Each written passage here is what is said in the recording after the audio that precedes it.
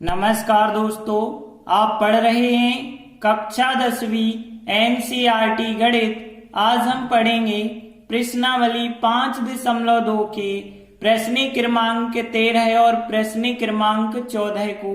तो ध्यान से समझना।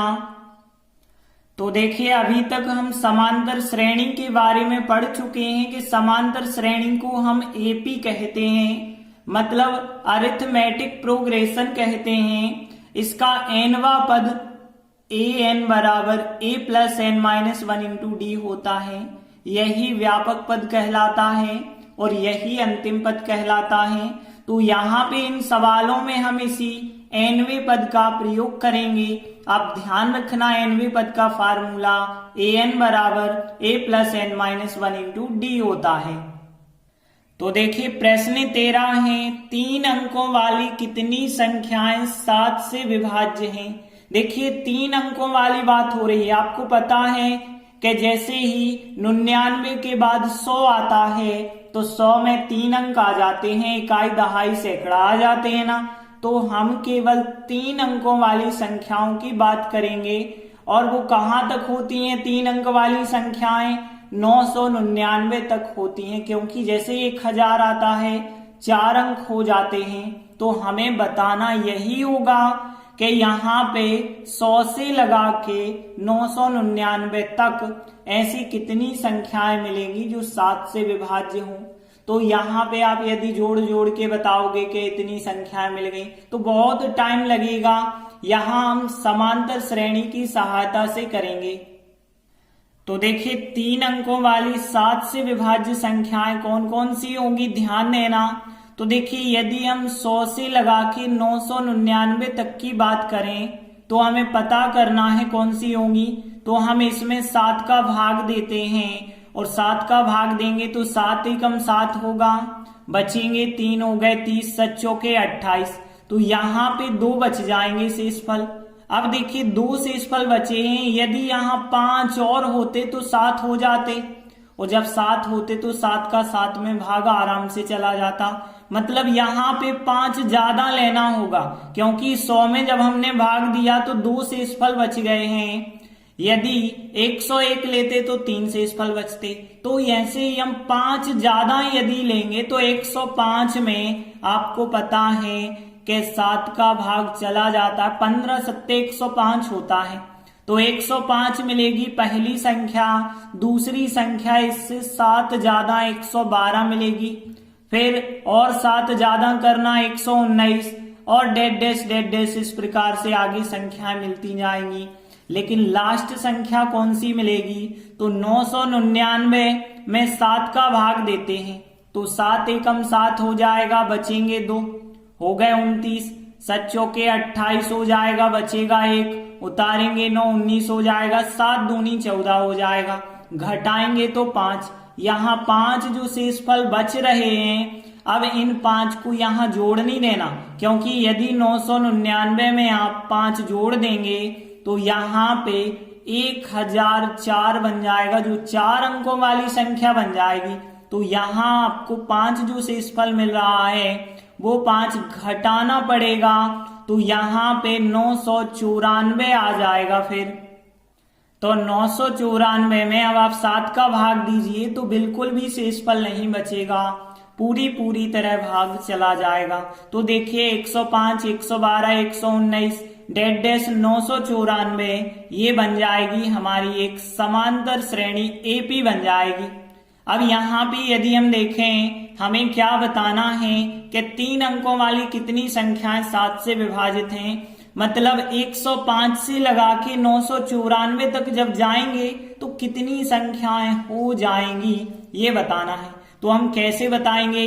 n का मान बताना है, सीधी सी बात, कि यहां से यहां तक जाते हुए कितने n हो जाएंगे। तो यहाँ पे यदि हम देखें, सबसे पहली चीज a का मान हमारे पास कितना हो गया? 105 हो गया। और d का मान दूसरे में से पहला पद घटा लो, 112 में से 105 घटा देंगे, 7 आएगा। अब देखिए, यहाँ पे अंतिम पद, ठीक है ना, अंतिम पद कितना है आपके पास? यहाँ पे अंतिम पद है 994 है, और अंतिम पद को एल के द्वारा दर्शाएं या फिर ए एन के द्वारा दर्शाएं, एक ही बात है। तो यहाँ अंतिम पद ए एन बराबर 994 है। ए एन का फार्मूला लगा दीजिए, a plus n minus 1 into d बराबर है 994 के। अब आप ए का और डी का मान रखिए, तो ए का मान है 105 प्लस एन तो हमें पता नहीं है एन माइनस 1, और डी का मान है 7 बराबर 994 लिखा। अब n माइनस 1 इंटू 7 बराबर 994, 105 इस तरह पाएंगे तो माइनस के हो जाएंगे।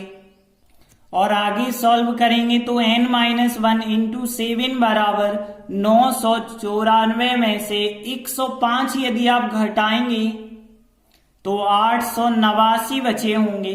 आगे देखिए यहाँ पे n माइनस 1 बराबर क्या होगा, 7 जो गुणा में है, क्योंकि यहाँ कोई चिन्ह नहीं लगा, कोष्टक लगा है, तो 7 गुणा में माने जाएंगे और गुणा वाली संख्या आ जाती है बटे में। अब 7 से आप इसमें भाग देंगे तो n माइनस 1 बराबर 7 का भाग देना, तो देखिए 7 का भाग देंगे जब 889 में देंगे तो 127 बार जाएगा।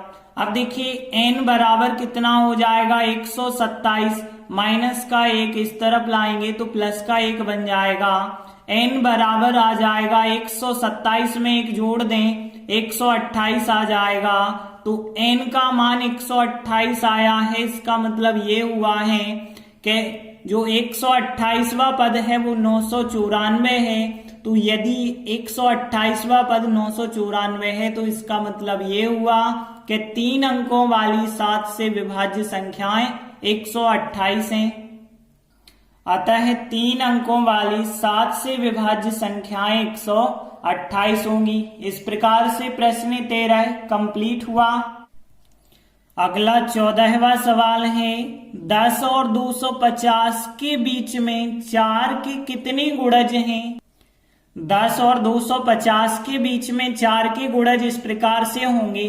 देखिए यहाँ पे हमें 10 और 250 के बीच लेना है, मतलब 10 को भी नहीं हम ले सकते हैं और 250 को भी नहीं ले सकते। तो 10 के बाद आगे बढ़े 11 मिला, 11 में तो 4 का भाग जाएगा नहीं, तो 11 तो हम ले नहीं सकते। फिर हम 12 ले सकते हैं क्योंकि 12 में 4 का भाग चला जाएगा। 13 नहीं ले सकते, 14, 15, 16। फिर तो 4 के गैप से आप पूरी संख्याएं ले सकते हैं। तो इस प्रकार से संख्याएं आगे बढ़ती जाएंगी और कहां तक, 250 तक। लेकिन 250 ध्यान देना, यदि हम रफ में देखें तो 250 में 4 का भाग देते हैं, 4 6 24 हो जाएगा, बचेगा 1, हो गए 10, 4 दूनी 8, 2 शेषफल बच जाएंगे यहाँ पे। तो 250 में 4 का भाग नहीं जाता है, 2 शेषफल बचते हैं, तो इससे 2 कम तक ले पाएंगे आप, 248 तक संख्याएं ले पाएंगे, इससे आगे नहीं ले सकते हैं। तो 12 से लगा के 248 तक ये बन जाएगी हमारी एक समांतर श्रेणी एपी बन जाएगी। अब यहाँ पे देखें एपी बन गई है तो पहला पद ए का मान 12 मिल गया है और डी का मान यदि देखें तो दूसरे में से पहला पद घटा देंगे 16 में से 12, तो डी का मान कितना मिल जाएगा, 4। अब यहां भी देखें तो 248 है अंतिम पद। अंतिम पद जो है ए एन, इसे हम कह सकते हैं कितना है, 248 है। हमें पता करना है कि 12 से लगा के 248 तक समांतर श्रेणी में आगे बढ़े तो कितनी संख्याएं हो जाएंगी, मतलब n का मान ज्ञात करना है। इसीलिए हमने अंतिम पद an बराबर लिखा 248। an का formula a plus n minus 1 into d बराबर है 248। अब आप a का मान रखेंगे 12 है और n का मान हमें पता नहीं है, n माइनस 1, डी का मान कितना है, 4 है, बराबर है 248 के। अब देखिए यहाँ 12 का पक्षांतर कर दें तो n माइनस 1 इंटू 4 बराबर 248, 12 का पक्षांतर किया 12 हो गए माइनस के। अब यहाँ पे देखिए n माइनस 1 इंटू 4 बराबर 248 में से 12 को आप घटा देते हैं तो फिर कितने बच जाएंगे, यहाँ पे 236 बचे होंगे। और आगे n-1 बराबर कितना होगा 236, 4 गुणा में है 4 आ जाते हैं बटे में। अब देखिए n-1 बराबर 4 का भाग दे देना, तो 4 का भाग देंगे तो 4 पंचे 20 होगा, बचे होंगे 3 हो गए 36, 4 नाम 36 हो जाएगा, तो 59 के बराबर आया। n बराबर 59 और 1 का पक्षांतर कर देना तो प्लस का 1 हो जाएगा, तो n बराबर 59 और 1 कितना हो गया 60, तो n बराबर 60 का मतलब है 12 से लगा के 248 तक की संख्याएं कितनी होंगी 60 संख्याएं होंगी। तो हम कह सकते हैं 10 और 250 के बीच 4 के गुणज की संख्या 60 है।